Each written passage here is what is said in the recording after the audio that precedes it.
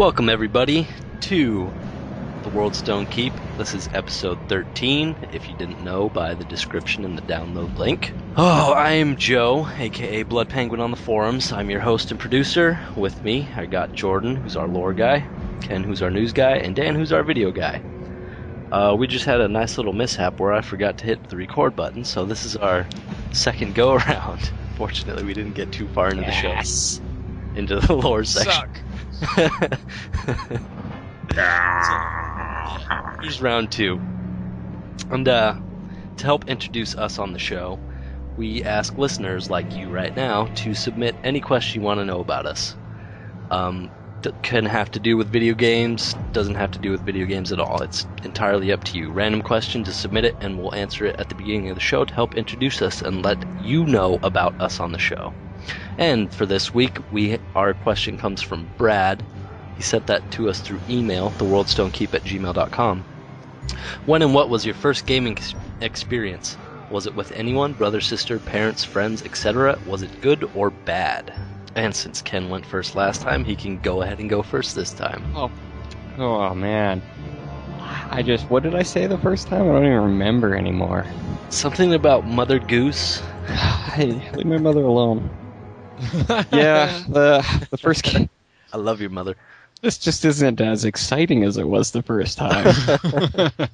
First game I played was Mixed Up Mother Goose when I was 3, and you just had to basically go around and fix all the broken nursery rhymes. And yeah, I beat it because I'm a champ. So I've been a winner since a very young age. That was probably the first time I really realized I was a winner. There was only 100 points to get, though, so... Oh. Yeah, I was 3, so most people don't beat Mixed Up Mother Goose till they're 6. So I'm Do at you least think it deserves twice a 2010 remake? have there been more rhymes that have come out since the 1980s? No, but I mean, they could do upgraded graphics and maybe like a deeper, darker storyline or something. If they do it with the Unreal Engine, then yes. Physics engine. I'm good to go. Fantastic. Because then Jack and Jill really will fall down that hill. And get their heads split open. Epic. M-rated. Turn into zombies. Good times. Oh, man. Except What about you, Sierra's Jordan? not around anymore. It's really difficult to say. There are all kinds of different old video games from my childhood that bounce around in my head. Probably, as we covered in the first go-round. Sorry. Honestly, I think Dan probably got closest to it. It's probably the Reading Rabbit series. Of course, others would be things like Operation Neptune, Where in the World is Carmen Sandiego? Yep, I remember that one. I played that one. That all game kinds was of really different- frustrating. Yeah, it was. Especially as, I think a 3.5-year-old is when I moved on to that game. Jeez. I was like, okay, China? What's that? Okay. Greatest game ever back in the day? Oregon Trail. Oh, I remember that. Shoot. I remember some playing buffalo. that at school on those old, black and green Apple Mac computers. Yeah, the Apple II. That was pretty awesome. Your sister just got sick and died, but you keep moving. You don't even stop to bury her. You have a broken arm, but you're a doctor, so it's all right. Yeah. Good old days when games are hardcore. You have acquired diphtheria and died. Son of a bitch! The best part of those games was wading across the river. You're like, oh, am I going to sink? Am I going to sink? No, I made it! Your turn, Dan. Recap what you said last time. The game that I remembered, the earliest memory I have of playing a game was on my dad's Radio Shack TRS-80 4-color computer. It was called a Coco. It was a game called Ghana Bawana. It came out in 1984. It's a basic little kind of platformer type game with kind of an isometric view. Hey, like Diablo, there we go. I'm drawing a a connection. It's topical. So it's a night you run along and you're grabbing map pieces and killing native Ghanaians. And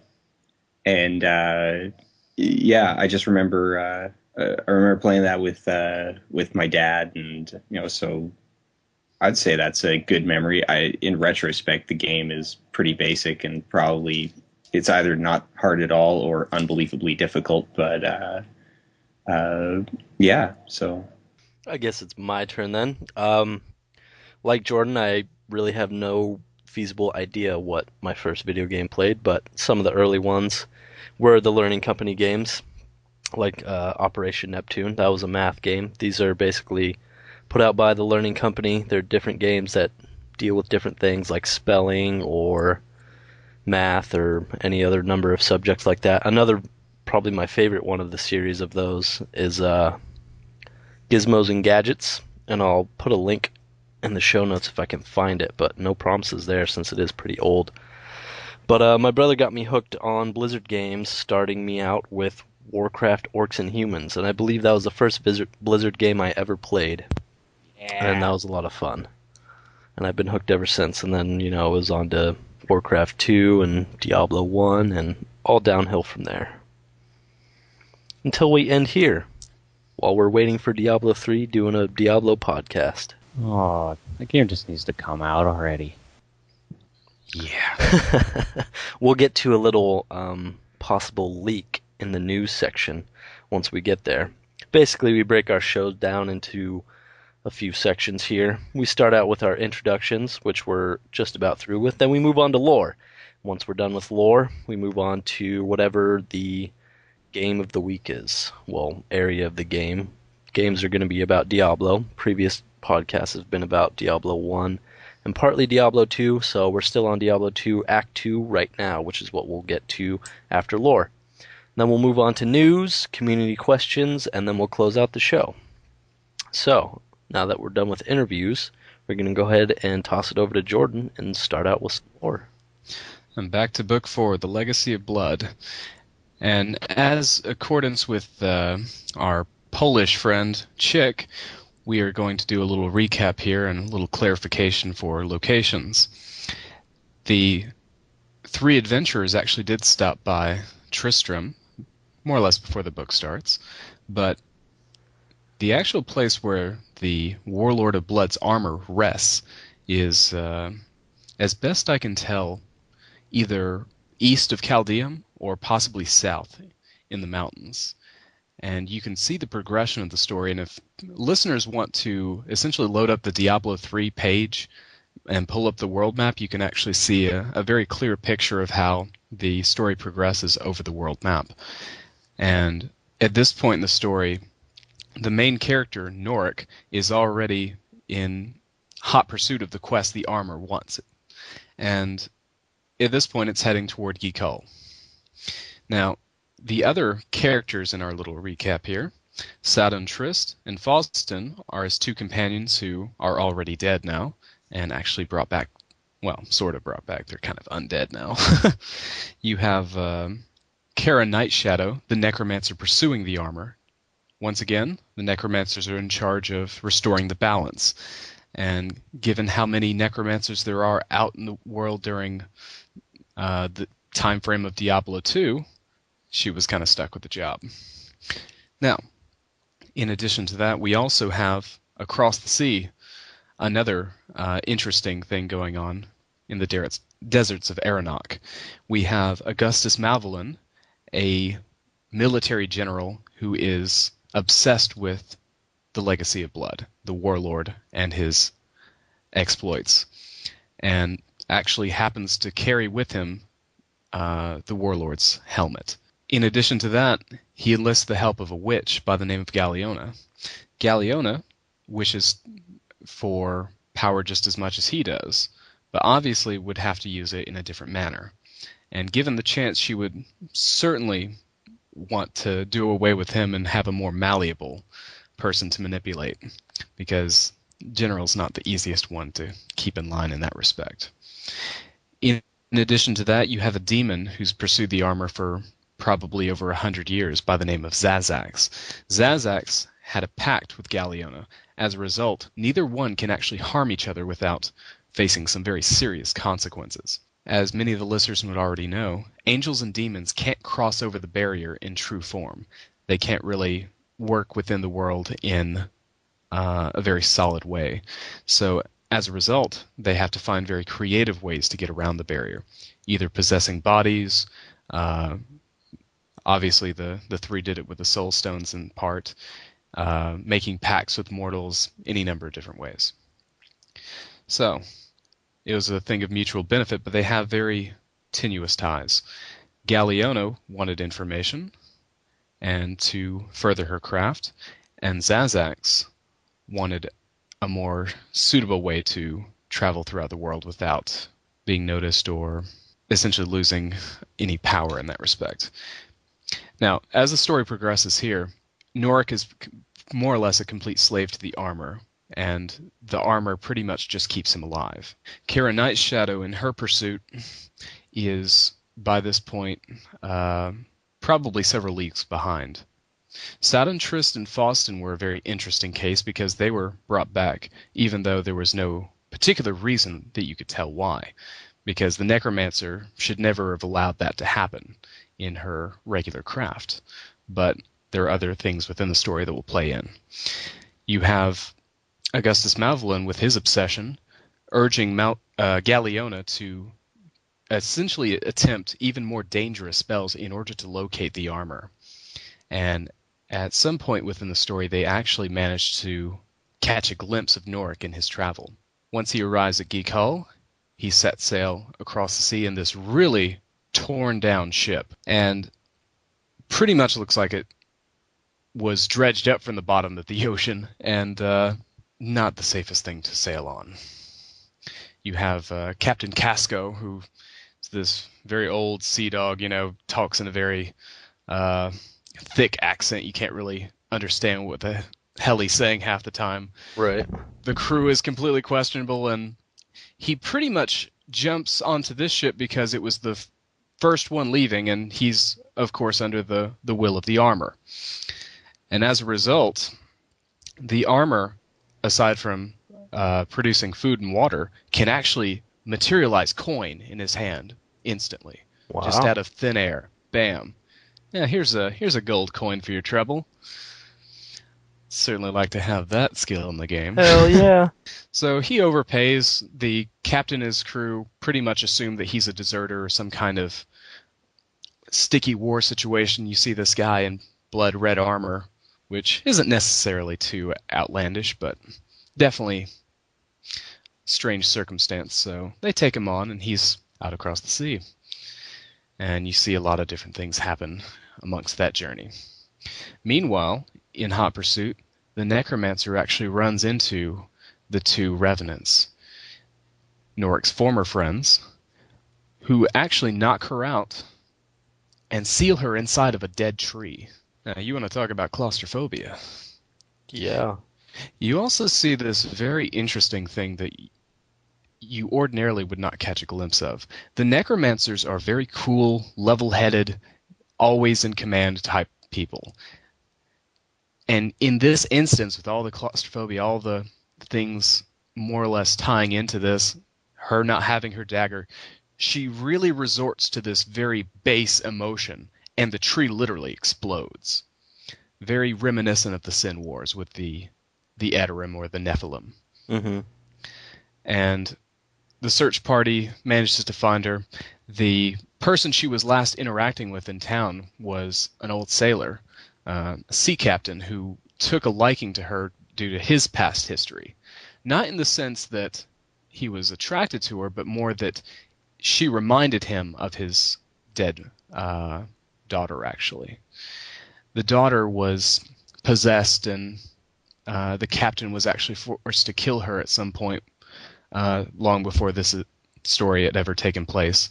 And so he felt a real deep connection to the Necromancer and helped her even to commandeer his ship and take her across the sea in hot pursuit of Norik.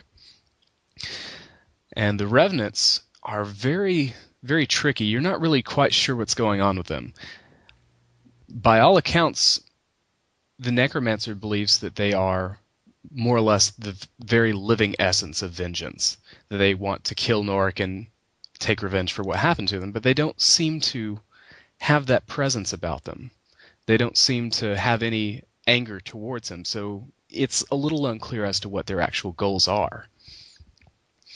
In the course of being out to sea, Norik actually catches glimpses of the revenants, and he's not sure if he's going crazy from guilt or if he actually saw something.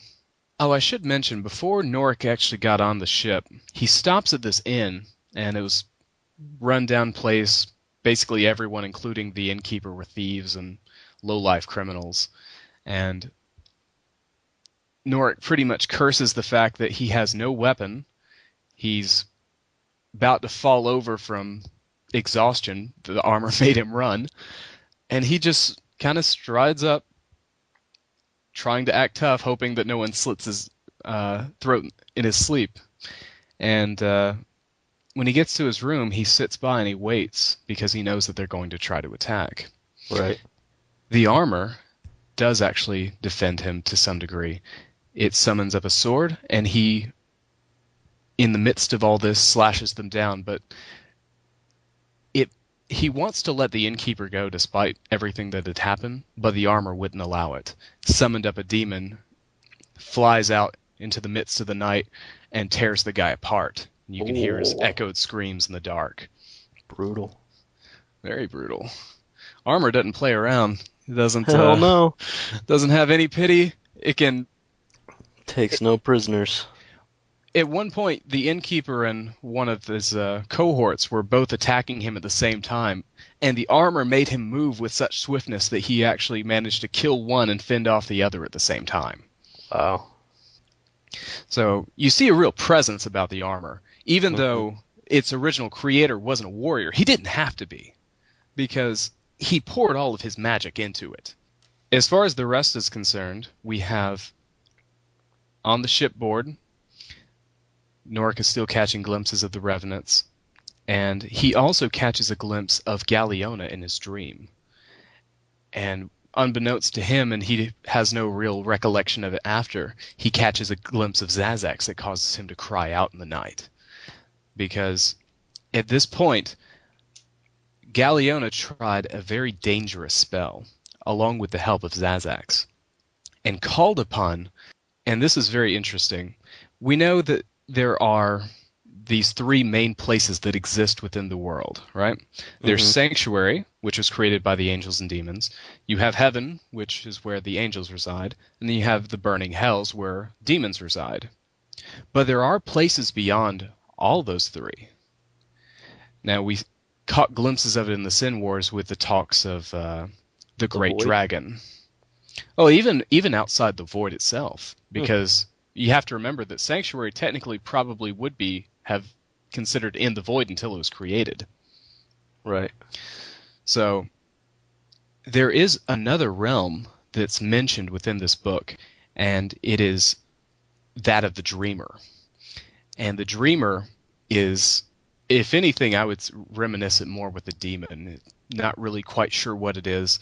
In order to summon it, Galliona had to sacrifice one of Malvolin's subordinates, who he happily gave up, as it meant he would get closer to his goal, which was the armor. So, kill the guard, Zazax and Galliona summon the spell, and have that as a peace offering. And the Dreamer doesn't want to wake up and tries to slash at them and kill them, but the enchantments hold safe that they can actually get what they need done as quickly as possible before time runs out. And the Dreamer actually shows them where Norik is, and almost traveling in an outer body experience to see the thing. And Galliona manages to ask him a few questions while he's sleeping, and he answers in this dream state. And he doesn't actually wake up until Zazax approaches and, scares the living daylights out of him, more or less. Right. And too dangerous to cast again, but they had enough details to know that he was essentially on his way to Lukulain on a ship. And of course, Malvolin is ecstatic about this. The fool is heading toward him. Right. but it added a little insult to injury to know that the armor was actually carried by a lowly foot soldier. He had been obsessed with it his whole life, more or less. The bastard child who rose to the ranks of a general. And yet here was this guy who, quite possibly had no interest in it and stumbled across it. It's got to piss one off. Oh, absolutely. So he starts organizing and heads out on the move for Luca Lane. But, of course, as I've said before, they're not going to attack it just yet. They have to come up with a better plan than that. Because So again, we're going to get to a nice good battle in Luca Lane. Oh, absolutely. There's a nice good battle later on in the story. Let's go ahead and save that for the next show. Sounds good. I think that's a good place to leave it for now. So, without further ado, let's go ahead and jump into some Diablo 2 goodiness.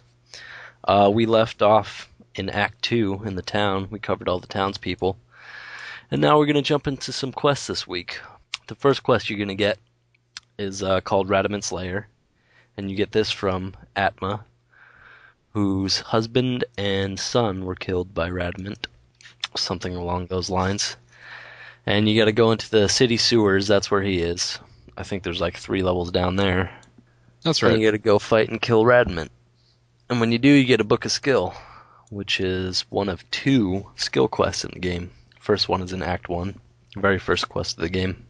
So it's a pretty important quest to get. And usually one you go back and do, or save for later levels if you want. Oh, going through another playthrough, Joe, the mercenary captain in Act 2, his name is Graze. Graze. Yeah. Try figuring that out, right? Now, something that I want to mention about Radament is, like, this is the first time we get to see what is, in my opinion, the best monster in Diablo 2, which is the Greater Mummy. I just remember so much, like, I was when the game was getting ready to come out and they were showing us like concept art and all of this different stuff, and they showed the picture of the Greater Mummies with that, like, with the jackal skull head and the big like bone scythe arm. I was just like, oh. And then when, like, this is the first time you get to fight one, and my first time through, he kicked my ass. Like, hard. You're coming around the corner, you kind of hear this, and just like, bam, dead. And it took me forever to get him down on the first try. So, like, not only was it an awesome design that they, like, hyped up, but they paid it off by just, mopping the floor with you on that first run through. Definitely. That was a good fun fight, because he can resurrect any skeleton you take down that's around you. So and it's it keeps you on your toes. And it's satisfying when he dies too, because they give you, a nice big light show with his death. Yeah, we talked about that in the last show. Cast Fist of the Heavens. Yeah, there are 2 major complications that happen when you're trying to fight Radament. They intentionally put within the mob groups 1 mage that will cast ice, basically, and slow you down. Radament himself actually has a very powerful poison attack whenever you get close to him. So if you're not careful, freeze you, you got all these meat shields in the way, poison you, you're pretty much done for. Yep. Cooked like a turkey on Thanksgiving. Felt really good launching a frozen orb into that room, though. Oh, hey, it's Ken. Nice to hear you again, buddy. Hey, how's it going? I took a nap. Hope you feel refreshed. I take offense to that. and ready for Quest 2, which is the Horadric Staff. Which is everybody's favorite quest, actually, because you have to venture into the maggot lair. Everybody loves the maggot lair. Well, and this is really kind of a big quest that strings you along. I shouldn't say strings you along, but leads you through the rest of through most of the rest of the act. Right. It's a good little string of quests that are linked. And actually, I put up a little, what's your favorite part of Act 2 on Facebook, and we had some good responses. And 2 people actually really dug the maggot lair, which is surprising because normally people hate that place. It depends. If you're a necromancer who goes bone spear, it's a wonderful place. Yeah, one guy says he didn't play on BattleNet too much, so he never had that clipping problem that most people had when playing on multiplayer in the maggot layer. Well, I remember my first time into the maggot lair. I was actually, I found like it was a really, really tense. Like, I mean, it's claustrophobic, it's dark, it's dangerous. So as far as producing an experience, I would say the maggot lair was very effective the first time around. It was only after that that like once it was no longer unknown, once it was no longer scary, then it was just cramped and difficult to get your way around, and that's when it became annoying. Definitely.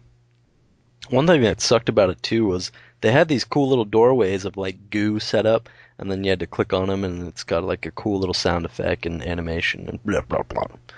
But what really sucked is when you got a glitch and you try clicking on one of those and it won't open, so you can't go on anymore, and you're like clicking on it 20 times, and you got to like run around and then go back to it. It's a big pain in the ass. Speaking of glitches, there was for a long time a glitch that would happen in particular dungeons within Act 2. If you were in the Halls of the Dead or another one early on in the act that's very similar, you'd get a room. It would be almost like an L shape with how the things are positioned in two chests. And if you clicked on that second one first, it would actually glitch you in between the two and you couldn't move. Really? Yeah. Yeah, it was very annoying. That's awesome. Another thing, Yeah, Halls of Dead. Like you could teleport outside of the map. Yeah, I remember doing that. Like There's like a little safety place you could teleport to in like the corner of the room. I did that once when someone was trying to PK me. nice. There were a couple other things that I thought were pretty interesting in the game, and I only see this within the first two acts of the game.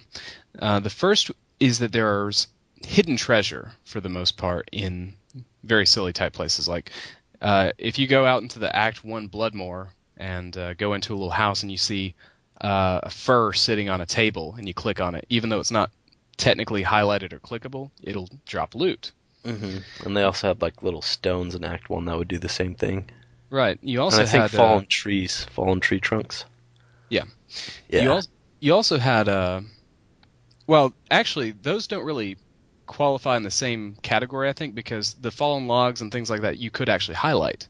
Oh, See, really? this was completely hidden. Even if you were standing on it, looking at it, it wouldn't appear any different. Yeah, I remember those.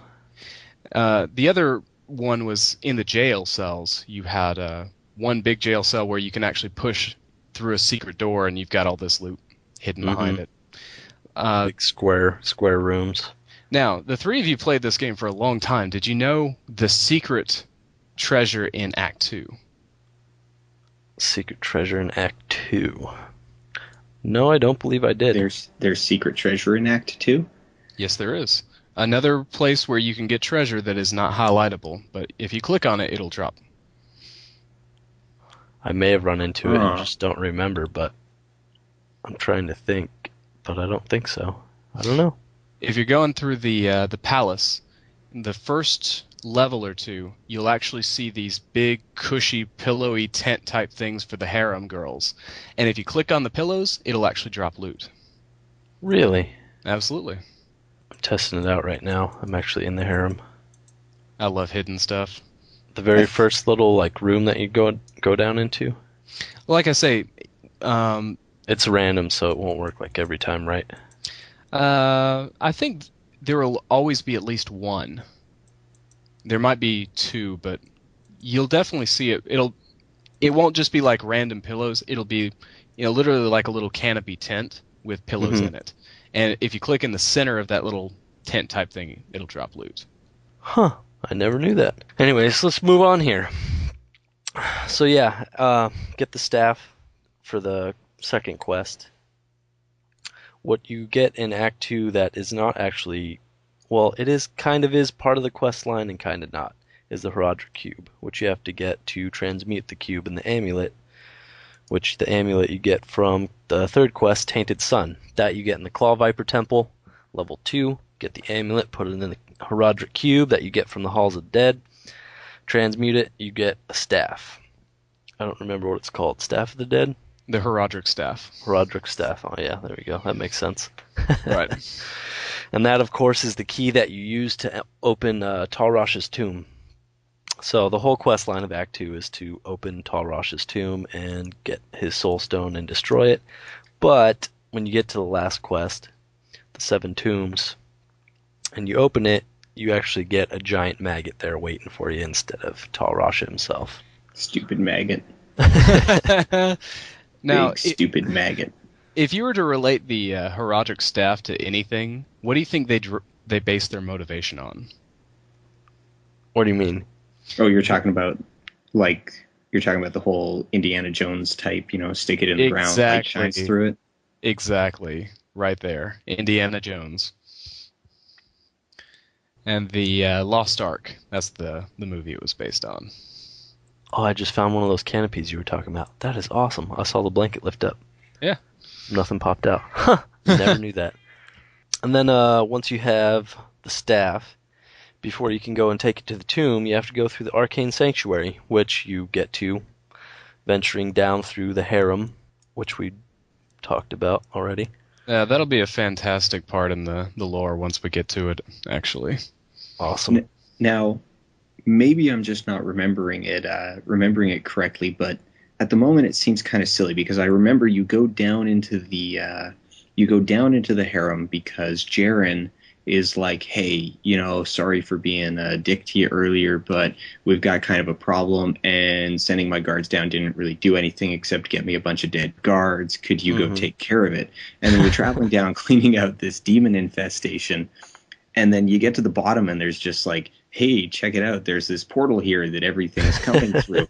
And you take that, and then you're just in the Arcane Sanctuary. So it's not like have I just blanked something out? Were you actually looking for that portal? Because I seem to remember it was actually a bit of a dead space that just happened to lead you to the place that you were trying to go. Nice. Yeah, it's definitely the lore as well, because in the actual story, there are a couple different ways that the characters actually get into the Arcane Sanctuary. One, you could just imagine this big spiral design on the floor just opening up into a spiral staircase leading down. I believe another one was out more or less in the middle of the desert. But again, we can get into that later on, I suppose. But needless to say, the Arcane Sanctuary looks very different than it does in the official canon. Huh. Needless to say, the Arcane Sanctuary is one of my favorite places. It's a nice change of pace. Absolutely. Very different from anything you've seen so far in the Diablo universe. You go through this portal, and all of a sudden you're on this floating giant platform out in the middle of space. Like, whoa, this is trippy. But I really like this place. I dig it. Now, something I'm wondering, and the neat thing about the Arcane Sanctuary is that it's actually an example of an effect that you can do with sprites and with two-dimensional images, but you can't do with 3D. And so I'm wondering how they're going, if they're going to try and sort of recreate those kind of unreal spaces in Diablo 3, and how they're going to do it, or if they're just going to have to say it's like, sorry, no Arcane Sanctuary. Well, technically, they don't have any particular reason to return to the Arcane Sanctuary according to the story. So, but it's a fan favorite. So you know that people want them to, but are they going to be able to do it? You're right. They don't have a reason. So, I mean, if they can't, it's not that not that great of a loss. But I just find it really what I'm saying is I think it's neat that Diablo 2, even though 3D was already sort of making a lot of headway by the time, 3D was making a ton of saturation of the market at the time that Diablo 2 came out, and the fact that it was still going to be sprite based was kind of a big deal among people. They're like, oh, well, why aren't you getting caught up with the time? But they were able to take that and do something with it that was only possible with sprites, and has now become impossible as everybody switched over to 3D. Yeah, it would be really fascinating to see how they would actually pull off the real description. You actually have a scene happen within the story where Kara is actually inside the arcane sanctuary trying to find her way out, going through corridors that lead to the exact same places and spaces, That's and awesome. completely defying physics, basically. And she wanders into this giant room, okay? Opens the doors and looking around, and she looks up, and on the ceiling is her host eating a meal, sitting down on the ceiling, but gravity is still holding everything as though, it's just completely crazy. I would love to see that in the game. Reminds me of that movie, The Labyrinth. Yeah, You guys ever seen that? it's exactly like that. Just completely defy space-time rules and whatnot. And it's another great example of how there are places outside of Sanctuary that exist that can either be artificially made or have always existed. That's awesome. So would you say, like, so the Arcane Sanctuary lore-wise, is this really, I mean, it's kind of a demi-plane, to use a D&D type word? I would say it's a little bit more complicated than that. Sorcerers actually manage to create things based on magic, even, as far as something reminiscent to Harry Potter, where you have a bag that doesn't seem to have a bottom to it.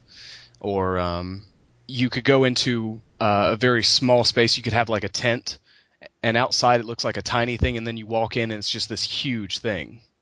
So they can literally distort reality and create alternate dimensions, as it were. Too cool. Well, of course, the whole point of the Arcane Sanctuary is to track down the summoner, which can be a bit of a pain in the ass, especially without map hack. Yeah. Because there are 4 different routes you can take, and any direction can have the summoner. It's random every time. I have no idea how it's possible that every time I go through, it'll be the last one I pick. Exactly, yep. How does that happen, statistically? Each route you take is going to be different. Of course, the easiest is the pretty much linear path. There's no like staircases or portals that you have to go through like the other ones. But yeah, the linear path is the easiest one. Then I guess the second easiest one, which would be like the linear path with 1 set of staircases. And then we got the linear path with 3 sets of staircases, which is kind of a pain in the ass. It's a nice twisty path. And then you get the portal one that really messes with your head because you take a portal and you're not really sure which portal you're going to end up in next unless you pay close attention. But the first times running through, I'm like, which portal do I go through to get over here where I need to go? The rule of thumb is to always pick the one that you weren't going to. That's and it. Some quirks with the way that some quirks with just the way that the engine works is it's actually easier to do the Arcane Sanctuary if it's either of the top ones, because if it's one of the bottom ones, you'll actually you'll aggro the summoner before he's on your screen, and he'll start shooting stuff at you when you can't target him. And he is tough. Well, he's a real pushover as far as his hit points, but he hits like a Mack truck. Oh man, 1 ice bolt, man, at appropriate level, and you're toast. He shoots glacial spikes, firewalls, fireballs. I miss anything? I think that's it. Yeah, that sounds about right. But yeah, he's a big sissy once you get up to him, but man, getting to him can be a pain in the butt because you get 2 little narrow staircases, and he's surrounded by mobs, and they usually come down the staircases and block your way. Well, so you gotta take them out before you can get at him. Especially if he's on the portal branch, because then you can end up you end up with mobs between you and the portal, and so you might not even you can just end up completely stuck. That was actually where my hardcore paladin died, was at the summoner because of a bunch of Blood Clan and the stupid portals. Yeah. It's pretty tragic at times, depending on how the randomization works out for you. And that's kind of the fun of the game. And yeah. The summoner was really reminiscent of a Diablo 1 quest where you run across a sorcerer just kind of sitting in the middle of a room with tomes and a bookshelf, and you tick him off and he attacks you and you get to kill him. Not very tough. Hits doing like a the Mack portal truck. 1, 2, 3, 4, 5. I have 6 portals on screen right now. Or no, 5. 1, 2, 3, 4, 5, 6. Yeah, 6 portals on screen right now. Just nuts. Since our last show, I actually went through Act 1 and Act 2 clicking on every single NPC for talk in between each quest, like before and after, just to see exactly everything that they can possibly say. Which And is quite a lot, actually. yeah, it is. And it You're takes like, a long holy time to crap. actually get through.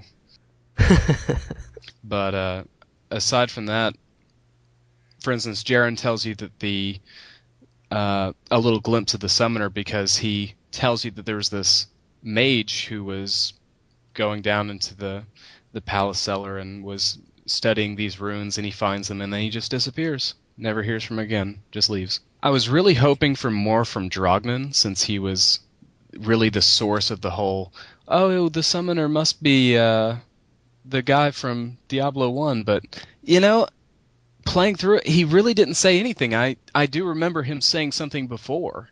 So I don't know if it was just the character or it's a very specific time frame, but I couldn't get him to budge on it. Yeah, somebody actually posted on the blog. They linked to the Q&A session from BlizzCon about the implied destinies of the Diablo 1 characters. Yeah, I actually did watch that. It was I think it was originally brought up by Chick, and it doesn't really confirm or deny anything. The question was pretty much just, will there be more of that in Diablo 3? And I was like, yeah, we probably will. You know, Yeah, it doesn't really tell you anything specific about anything in the previous game. yeah. One of the devs was just like, yeah, I thought the implied destinies was pretty cool. And we may or may not do more in Diablo 3. Yeah. But anyway, killing the summoner unlocks the portal to the Canyon of the Magi, And you get where the rune, or you get the little the symbol. symbol, right? And the Canyon of the Magi, it's like this big square area, big square desert, with the waypoint in the middle, and all along the top walls are the tombs, and there are fake tombs and one real tomb. So it's important to kill the summoner because you get the right symbol. And outside the little tombs, they have little symbols carved on rocks, so you know which one to go in. Unless there's a couple of those that look pretty similar to each other, Mm-hmm. and I For think instance, you got the crescent and the circle crescent that are Yep. you gotta distinguish between. And then Mhm. there's the crescent, the circle crescent, and there's a couple squarish ones that, like I think there's one that's like a dashed square and one that's a solid square. That with the like I don't know, just the resolution difference, it just I spent about 45 minutes wandering around a false tomb before I'm like, you know what, there is no way through this one. Nice. Going back. Some of those tombs can get pretty big, man. It's also It kind of sucks. cool when you're at the very end of the Arcane Sanctuary, you've already killed the summoner, and you see all of the runes floating there. And Mhm. the quest basically tells you that the one that's missing from the floating runes is actually the real one, but no one ever pays attention. They're just like, tell me, quest log, which one is it? Yeah. My first time through, I didn't know that. I didn't know it was going to be in the quest log. So I pulled out a piece of paper and like I wrote them all down, and I'm going along like striking them off the paper as I go. I've gotten lazy now. This is what I used to do for my video games, and now I'm just like, quest log doesn't tell me. Screw this. I'll I'll figure it out. It's nice. I kind of Um, wish it was back there, though. You had to write stuff down and figure it out, but And now, like, actually, with wandering around, you were mentioning that they get pretty big, because that was something really neat about Diablo 2, was that as the difficulty levels went on, random dungeons got, like, the randomly assembled ones got bigger and bigger and Yep. bigger. So if you were on hell difficulty and you didn't know which tomb you were going into, you could be wandering around there for a really long time. Mm-hmm. there's actually one other cool thing about the tombs. Even though there's only one true tomb, there's also a false tomb that has a unique monster that only spawns there. It's called Ancient Ka the Soulless. And he's actually an extremely tough greater mummy that, as I say, if you want to go hunting for him, it's actually pretty fun. So like you just have to hunt through all of the fake Fake, tombs to right. find this guy. Absolutely. Yeah. Wow. He, like I say, he only spawns in fake tombs, but he's always in one of them. And it's not a total loss if you get trapped in a fake tomb, because you can run into a good little magic chest that will pop open for you. In every fake tomb, there's a magic chest waiting on the other end. Yeah, there's a magic chest, and also just in general, like depending on what part, if you're at the point of the game where you're hunting down a super unique like that, you're going to be killing a trillion monsters through there. Better chance at a rune. I also found it was very easy to create little checklists. Like, for instance, I could be going into the Herodric tombs, and I've already done the quest. There's no way the quest log will tell me. And I could figure out, just by running in the tomb for a little bit, if it was a fake tomb or a real one. Because the vast majority of the fake ones are extremely small. So if you go in and you dead end very quickly, then it's a false one. If you see a sparkling chest, it's a false one. So there are a few little things that you can do to automatically tell if it's real or fake. Mm-hmm. Yeah, on normal, when I got pretty good at doing Mephisto runs in Act 3, playing on single player, you could actually tell by taking the portal kind of which direction the next level is going to be, Yes. just by the map layout. But in Nightmare and Hell, it just got so incredibly randomized because it was so massive that there's just no way to memorize that many. Yeah, it's pretty impossible.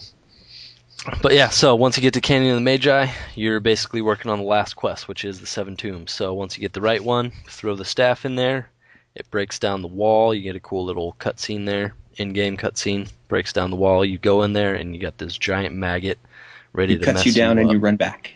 Yeah. Try and run away. And you better hope you open a town portal in there. Very difficult with Slash Player's 8 on, I'll tell you. Because I never attempted that. He was hard enough as it is. I remember fighting him not on BattleNet with my blood golem, and my health would just pop down, pop back up, pop down, pop back up.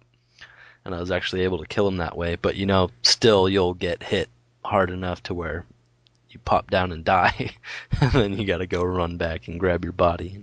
It was fun. Good memories with that. I just had to kite him around in a circle with my sorceress for about a half hour. Don't even get me started on Diablo though. He was like so much harder than Duriel. Duriel was I don't bitch. know.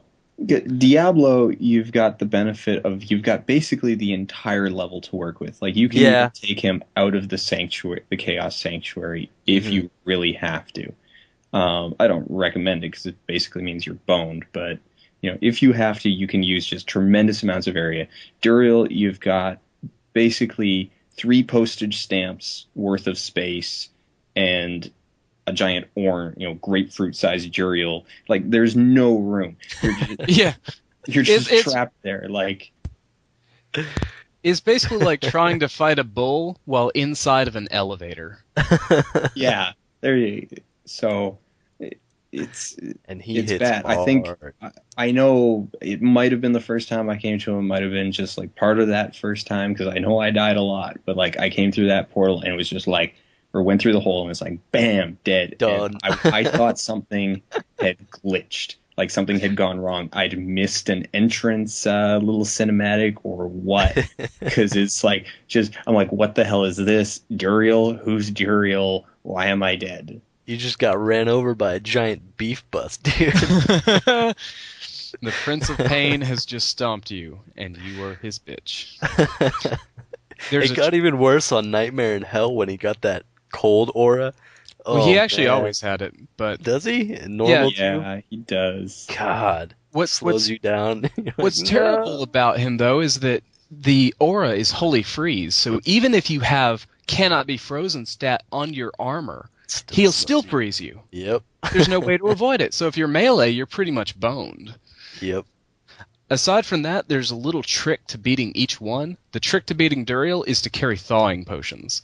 And the reason why is because the vast majority of his damage is cold damage. If you pop one and keep your cold resistance really high, then you can actually fight him pretty easily. Huh. I never knew that. Never even crossed my mind. I was just like, run, fight, run. I know I know in times of fighting him, like I think with my I've had some melee characters where that's basically what I wound up having to do. I'm like, okay, go back, buy a ton of of thawing potions, and then put them in 4, and you're just so it's like 1 1 1 4 1 1 1 4, chugging potions. Character's going to be an addict and have all kinds of weird, funky mutations from all the magic potion he's drank over the years. Man, this guy should not have drunk so much antifreeze. I mean, look at this guy. Quasimodo over here. Oh man. But you do get a pretty cool reward for killing Duriel. You Yeah, finally get best to cinematic in the game. Yep, definitely. And you get to meet Tyrael in game for the first time. And you don't meet him again till Act 4 in game. You also notice a really cool thing with the cinematic. In the midst of all this going on, when Marius actually pulls the Soul Stone out of basically Tal Rasha. Yeah, Tal Rasha / Bale. You have this cinematic scene where Tyrael picks him up and is yelling at him and telling him that what he needs to do. And this isn't really going on. This is all going on in his head, and it's just what Tyrael is able to do because he's an angel. Awesome. Can we call him Balrasha? Oh, I think we just found a name for the episode. Balrasha. Oh, that's good. That's a good little chamber too, where he was kept. Oh yeah. Yeah, really, really good. Artwork for something that's completely not even a combat arena. Just really cool. I love the the depth with it and the chains, and you got to walk floating out on the little stones. bridge. Yeah, I remember the first time I actually wanted to explore it and check it out because I was so intrigued by it. I was like, wow, this is cool. Wonder if there's any hidden secrets around here. Yeah, I wanted to check it out. I know the first time I'm like, I want to go check it out, but just the sense of urgency of Tyrael just told you to go through the portal. You take that portal, you don't turn Tyrael down. Dude. And even still, because he gives you've got that whole conversation with him, and he opens the portal, and even still, I feel like a bit of a dick being like, yeah, whatever, Archangel, fate of the world. I'm gonna go look around. I just want to I just want to check the place out. It's like this is non-interactive. It doesn't matter if it takes me 5 minutes or 5 years. He'll still be there. You just hang on over there with your little exclamation point above your head. I gotta explore this place. I don't care that you're floating. I wish I could float. Why don't you float over there and tell me what's over there? Oh, dude, how awesome is that part in the cutscene where he comes up with his wings over the bridge? Oh, it's so awesome. Yeah. Yeah, the only cinematic that really is right on up there with it to me as far as the original game is concerned is actually the next one. When you're finishing up Act 3 and you see Diablo transform and you see the three together and they're pretty much plotting the end of the world. It's pretty fantastic. Yeah, that's probably my favorite cutscene of the game. You see Diablo walk through that portal and he's stomping on bones to get there. Oh, just awesome. And you look very closely and the actual texture of the portal are all faces in mid-screen. Like souls trapped in there. Oh, it's just awesome. I can't wait to see what the cinematics of Diablo 3 are going to be. Yeah, they're just going to be incredible. They said there would be about the same number, if I'm not mistaken, so we'll have something really to look forward to. That's awesome. So yeah, that about does it for the quests in Act 2. Good times. I hate Duriel. Everyone hates Duriel. Although everyone wants Duriel as a pet for dueling. That would be pretty awesome. I summon Duriel. Did you just hit me? Go get him, Duriel. Go get him. Rip his arms off. Rip his arms off. Like my pet freight train. I did notice about Duriel. He's got this, in the design of Duriel, he actually does have he's got a really, really tiny head. Yeah. Just kind of up on top of that giant shoulder mound thing, just his tiny little head. You're like, why can't I just aim shot that? It's because of his freaking maggot. It's because it's blocked by his giant grin. His giant, I am so happy to be ripping you apart grin. sucked. You can His see giant razor sharp teeth. every tooth on his head. You can see it because he is smiling from ear to ear if he had ears. I was so grossed out when you kill him too, and his body just pops and like his guts and all these little maggots go crawling everywhere. Oh, that was awesome. And you can run around and squish them. Yeah. When I threw that, what was your favorite part about Act 2 out there? That was actually Chick's favorite part. He's like squishing the little worms in Talrosh's tomb after killing Duriel. Anyways, what Ken said was when the screen shakes when you kill him, you get like a little earthquake going on, and like pieces of the tomb start falling down, and then the wall breaks open. And it's impossible to pick anything up. I know, it's so lame because everyone's clicking like a madman and no one knows who got what. Mine. What'd I get? Scroll down. I hate group looting in Diablo 2. I hate it so much. Terrible. It's like, just spam it all. Crap, I got the bow. I don't need the bow.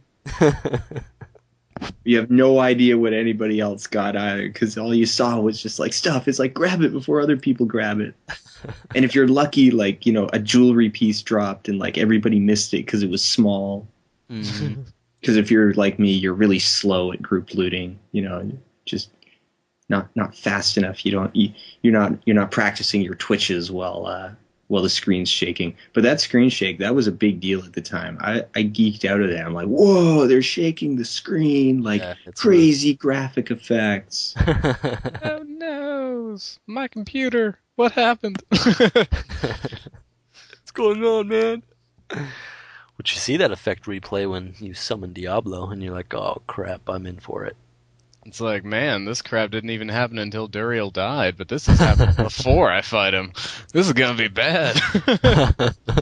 Could you imagine if it was like that through the whole fight? Like every time you ran around, your screen just shook? I would be pissed. That'd be a pain in the ass. I would never fight Diablo except worst boss type ever. Yeah, you know what the trick was to killing Diablo if you were melee? Sucker someone else into doing it? Oh, no. You either run him to a corner or you run him to where those torches are that are actually made out of people.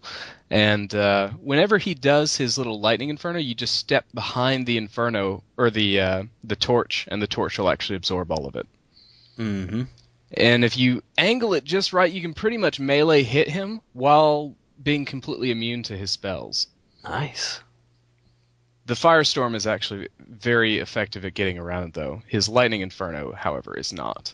Oh, dude, that stuff messes you up. Play in Amazon and use guided shot from around a corner. You don't even I'm sorry, I didn't play your lame kind.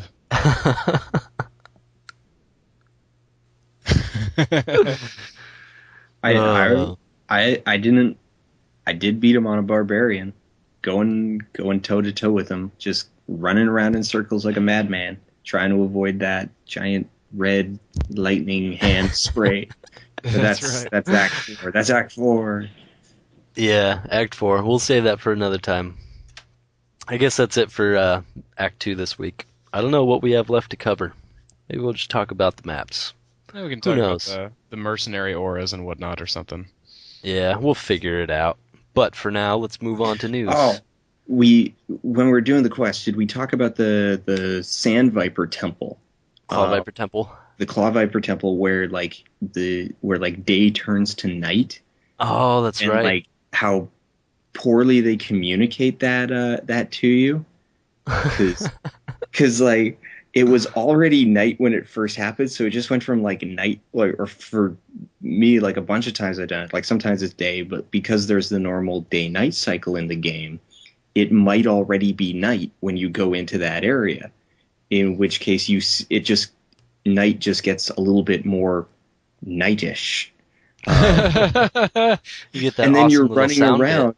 Yeah, you get the little sound bit, but then you're just running around killing stuff. No clue what you're supposed to be doing until you get back, and everyone's like, "Oh, it's night," and you're like, "Yeah, like night happens 10 minutes or so."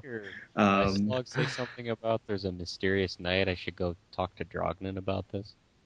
Yeah. Yeah, but they didn't. They patched in quest notifications, like earlier when it first came out, if you didn't open your quest log, there was no indication that there was an update to your quest log.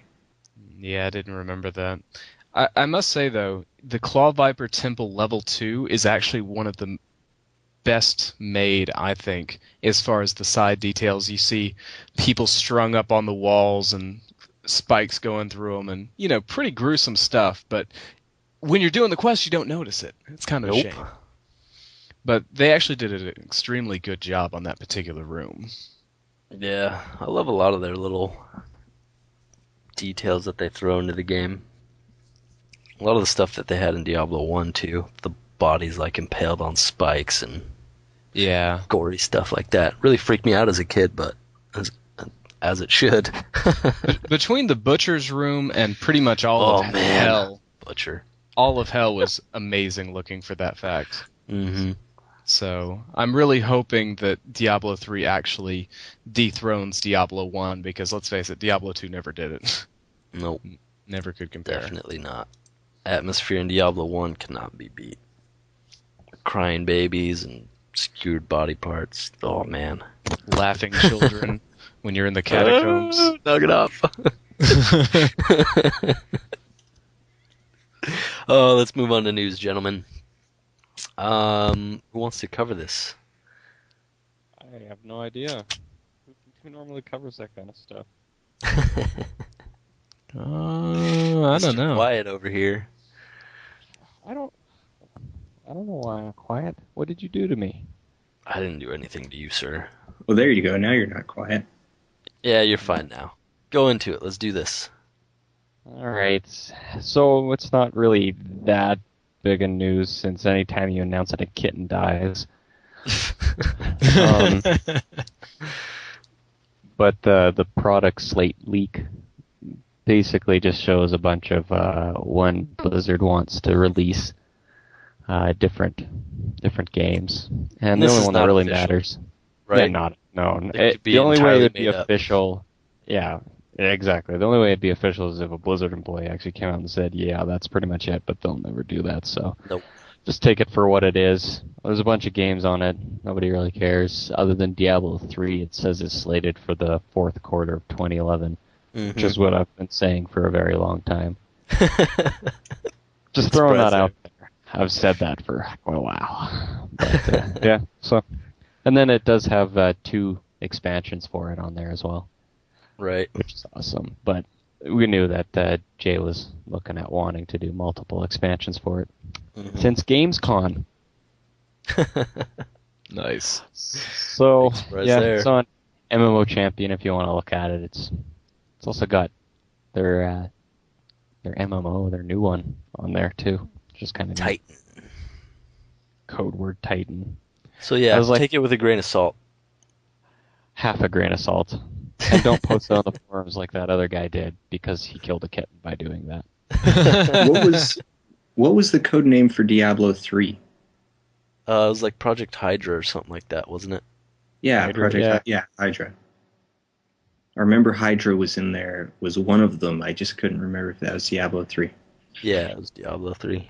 Pretty awesome. So I think that's it for news this week. Yeah. Shall we move on to some community questions? All's quiet on the home front. First question we got comes from Rhinox. He sent that to us through the email, theworldstonkeep@gmail.com. Are you going to buy Diablo 3 Collector's Edition? And what do you think this Collector's Edition will include? Just share your thoughts. I actually posted on about this. One of the forum goers, asked pretty much the same thing, and what I pretty much said on there was, depending on what's on it, I would definitely consider buying it, even though I ordinarily never do buy collector's editions.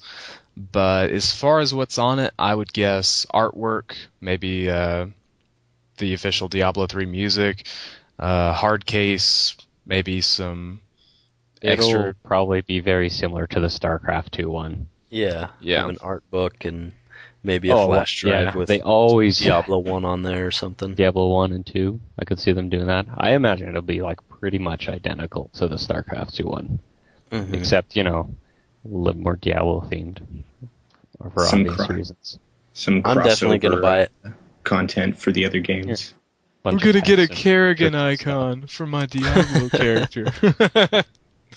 Sorry. I wonder So what kind of in-game stuff, like, yeah, do you even have icons for Diablo? And, like, what kind of in-game stuff could they even reward for Diablo 3? Yeah, that's what I'm Well, wondering too. I and can't because Because it has to be imagine. depends something on- that doesn't affect the actual balance of the game. So maybe like a die or something, a collector's edition die. That'd be Because they cool. did that with like because of the Thor, right? Like if you have the collector's editions for StarCraft 2, your Thors look different. Then it doesn't actually mean anything. But That'd be cool if you got like an infinity use special collector's edition die. That'd be pretty awesome. Well, and it also depends on how they do the BattleNet interface. In Diablo 2, when you're in BattleNet, you're represented by your character. When you're in Warcraft, you're represented by your character. But when you're in StarCraft, you're represented by your account. Because you don't really have a character. Diablo kind of sits in between those. Are they going to go more like because we haven't seen what they're planning on doing with the StarCraft with the BattleNet interface for Diablo?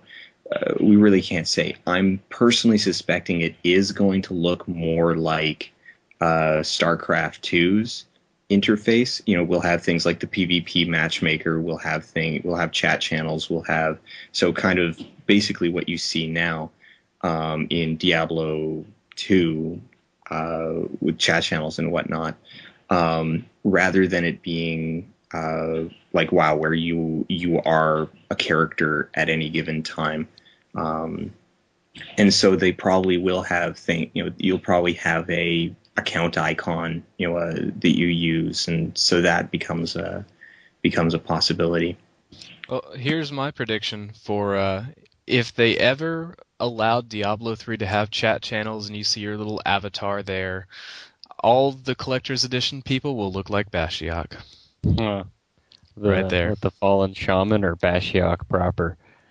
Well, it'll be the Fallen Shaman, but it'll have Bashiok's face on there. Nice. It'll be interesting to see how they do the interface because you'll have like the matchmaking for PvE and PvP, but like you have to select a character to join it with somewhere along the lines. But you also have to log in with an account to get into BattleNet too. So it'll be kind of cool to see how that works out. That's true. They could just add a glowing aura around you that, wouldn't do anything as long as you're in chat channels. But, kind of like how you had that in Diablo 2 whenever you selected someone. So you guys gonna pick up the collector's edition? Oh, yeah, Maybe. of course I will. Maybe. I definitely Solid. will. Solid wobble hand on my part. As is mine. It's a definite I'm not really yes one me. for collector's editions, but I bought the StarCraft 2 collector's edition, even though, I suck at RTSs because I wanted the artwork and all that stuff. But, I mean, this is Diablo. Might also come with so a mouse I'm pad. definitely getting it.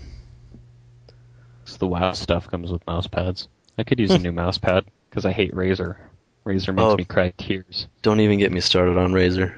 I do like their hard mouse pads though, because you can use them while you're on a bed or something, like sitting on a bed with your laptop. They're good for that. Yeah. There were actually quite a few threads on the Diablo 3 mouse pad. You guys read through those? Oh, I the have Steel not. Series one? Yeah, Yeah. it's thin and flimsy, but really Yeah. good artwork. That's pretty Yeah, much that's- it. It's got That's that the really kind of mouse brittle, pad I don't. yeah, the brittle plastic top that once it starts to break down, it just shatters into shards, and you cut your hand up on it. Oh, sounds like fun. You gotta be hardcore to play Diablo 3. They were trying to translate that in their mousepad. You like our game? Prove it. Cut yourself. We require payments in blood. That's going to be the Diablo mouse, like the mouse itself. When you put your hand on it, it pokes you with a needle. It's just got spikes It's not lining battery powered, lining it's the part where blood your palm powered. goes. That's awesome. Every day on the news, you'd hear about someone else dying from blood poisoning or Blood loss. Played too much mouse clicks. Tetanus. Shredded It'll finger. look sweet because the mouse will have that Tron effect with the lines all over it, but it'll be filled with your own blood. Nice. You see it Uh, like moving and pulsing through your mouse. oh, that's good. It's good. I like that. Second question from Rhinox. What kind of jobs do you guys work for a living? I am a Uh, massage therapist. oh, that's hot. I bet you have big old man hands then, eh? I will stab you in the thoracolumbar aponeurosis. Stuff like that. How many times have you used that for a pickup line? Just a few. Just a few. I work, but I wouldn't say it's for a living since it doesn't even pay for anything. So, but I work in the video game industry. I'll leave it at that. You can dissect that if you listen to previous episodes. You can figure it out. Yeah. I'm currently I took an extended vacation for personal for a bunch of different reasons, a voluntary vacation. But I work in multimedia. Right on. I do post-production for professional photographers, which is a long-winded way of saying I edit pictures for a living. Well, not for a living because it's not something I want to do for the rest of my life. I actually eventually want to get into video games, and long-term goals involve working for Blizzard someday. But that's pretty far off dream. We'll see how that pans out. But yeah, I edit pictures all day, every day, and it gets Wait, pretty tedious. so you're a professional photographer? Like you're just their Photoshop bitch? Pretty much, yeah. So you Definitely. just sit there and like run the same 20 filters all day long? It depends. Most of the time, it's just color correction on the images because most of our work is from wedding photographers. So it's just color correction. And then, but I do get the occasional Photoshop job. Like, probably the most interesting one I had to do was I had to take a baby's balls out of the picture. This kid had like a giant nutsack, and his mom wanted him removed from the picture so, like, his junk wasn't showing. Yeah. So yeah, my boss handed that off to me. I was like, "Oh, thanks, buddy." You But he's should, been. What? The mom? Why was the balls even in the picture? How old is? Was You it don't a baby? understand, dude. This kid he had a pair you had to see to believe. I'm telling you. How old was he? well, for some reason, Born baby. parents like nude pictures of their newborns. I don't know why, but they do. They're Yeah, like, but let's get naked pictures of our new kid. And she's like, position yeah, the- we want naked pictures of our new kid, but he's got giant balls. So shop those You're out for supposed to us. position the legs and stuff so you don't see the junk. What's she doing? Like spread No, eagle it with wasn't. my He wasn't like spread eagle. He was like laying on his side, and he had one leg over the other one, and then like below was his sack hanging down. Was she like that? Oh, Holy batch is that? That's not right. That ain't right. Those things are supposed to be hiding. What are they doing dropping when you're like Yeah, coming out I'm of the telling boom? you, dude. I bet you that guy It's is gonna it. have the deepest freaking voice. he's gonna be in kindergarten, sounding like Ving Rhames. I feel sorry for him too. Like a strong breeze will junk him.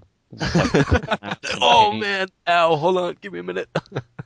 Jeez, that's amazing. Yeah, it was pretty fun. It was an experience, definitely. So you spent But all day staring at baby balls. my boss has been nice and sent me the occasional boudoir session to edit, which I'm like, right on, man, thanks. This one he's like, sorry about this, but yeah. And I read the order form. I was like, really? And I had the same thing you thought. I was like, why is there a picture of a naked kid? Like, I got the image in my head, like, do you want me to make him look like that angel from Dogma, where he pulls down his pants and he's got like nothing there but a hump? Is that what I'm supposed to do here? Marilyn Manson, the Yeah, the robotic exactly. animals cover. And then I saw the picture and I was like, oh, it makes a little more sense now. That's fantastic. That's a story to tell that kid when he's older. So By the this way, when picture you were born, had your little balls were Photoshop so big. balls out. I wonder if his mom's gonna do that. Be like, honey, I paid to have your balls removed when you were a baby. What? First girlfriend. Oh, I'm just telling her about how we had your balls removed from this picture. Excellent. Good stuff. No pressure. None at all. Oh, we get another question. This one comes from Chiro on the blog. What are your thoughts on the Diablo clones out there, i.e. Titan Quest, most recent, so people say, Torchlight, that type of thing? LOL. Sorry, that was my official response. I haven't looked Didn't you too much guys at play Titan's Quest. Titan But Quest? no, I played Torchlight for about half an hour. No, I gave it an hour. Other ones coming out. Oh, what's that? There's one that's The one coming out that's that in actually beta looks right pretty now? decent. No, not Bloodline Champions. That's not a Diablo clone. I haven't checked out any of them. Well, there's my answer. I haven't checked out any of them. Like, I've got Torchlight, but I think we've pretty much covered that. Yeah. I Why played can't I remember the name? Titan Quest for a little bit. I had fun with it. It wasn't the same experience as Diablo 2, but people were like stoked on the updated graphics, but still, like, it's not Diablo 2. Oh, Dungeon Siege 3 looks okay. From I the remember screenshots I and the gameplay. I did play a previous Dungeon Siege game, and it was fun to play for a while, but it doesn't really have any long-lasting effect like the Diablo franchise did. Just didn't have Yeah. it. Yeah, I played the first one and it was fun back in the day. But Yeah. I mean, doesn't hold up to Diablo. Yeah, Number 3 it's- looks okay. I probably won't get it, but that's all I have to say. It looks okay. I've got the Dungeon Siege movie. Oh, No, God. fail. It's Oh got my Jason God. Statham. Oh, my God. Yeah. I saw the That's a good commercial book. for that, and I turned it off. That was enough. That was enough. Well, that's I what's his unfortunately name? sat What's through the whole director thing. again? U-Ball. Yeah, You. yeah. I love that guy. He is just so talented. All of Dude, his and he movies are thinks just he's pure like gold. God's gift to directing, the best You know what's director so in the funny? world. He did you see his comment when he did a video comment of him basically bashed other directors and said he's not some crappy director. He makes like really good movies. And then No. who's the director of Transformers 2? Michael Bay. Michael Bay. Yeah, he's like, I'm not some garbage director like Michael Bay, and it was so funny. I was like, I've become convinced though that Uwe Boll is he is trolling. Like that he's Pretty just sure. trolling us all. We've all been trolled because in Postal, which is a terrible movie, there's a scene like right in the middle of it where in his own movie he's being interviewed by someone, and there's actually a funny joke where the reporter asks, where do you get, people are wondering, your movies are so terrible, where do you get the money? And he says, well, I use Nazi gold to fund them. I mean, someone's got to spend it. Oh, man. And I'm like, well, there you go. There's a legitimately funny joke. So he's got to. We're being trolled. We are being trolled by someone who has millions of dollars to make movies. Oh, man. I think we've dedicated enough time of our podcast to U-Ball.